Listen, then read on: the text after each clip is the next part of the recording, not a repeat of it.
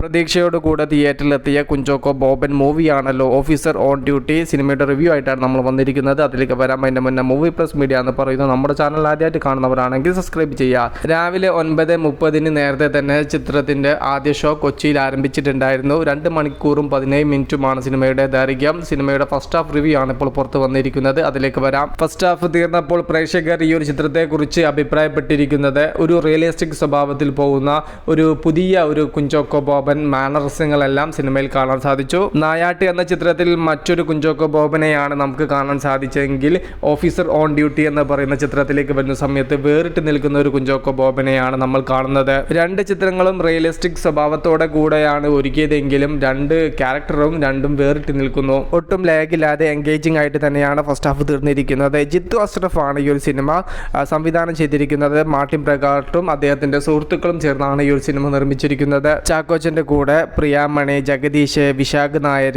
റംസാൻ, ഉണ്ണി ലാലു, മീനാക്ഷി എന്നിങ്ങനെയുള്ള താരങ്ങളും സിനിമയിലുണ്ട്. ഈ ഒരു ഫെബ്രുവരി മാസത്തിലെ വലിയ പ്രതീക്ഷയുള്ള മൂവി തന്നെയാണ് ഓഫീസർ ഓൺ ഡ്യൂട്ടി. എന്നാൽ പ്രേക്ഷകർ ഈ ഒരു സിനിമയെക്കുറിച്ച് കണ്ടിരിക്കാം എന്നുള്ള ഒരു അഭിപ്രായമാണ് രേഖപ്പെടുത്തിയിരിക്കുന്നത് ഫസ്റ്റ് ഹാഫ് വരെ. ഇനി സെക്കൻഡ് ഹാഫും കൂടെ ഇതുപോലെ മനോഹരമായാൽ ജസ്റ്റ് ഹിറ്റ് അടിക്കാനുള്ള എല്ലാവിധ ചാൻസും ഈ ഒരു സിനിമയിലുണ്ട്. അല്പസമയത്തിൻ്റെ ഉള്ളിൽ തന്നെ സിനിമയുടെ ഫുൾ റിവ്യൂ പുറത്തു വരും. നമുക്ക് കാത്തിരിക്കാൻ സിനിമയുടെ കൂടുതൽ വിശേഷങ്ങൾക്കും ഫുൾ റിവ്യൂസിനും വേണ്ടിയിട്ട്. ഒക്കെ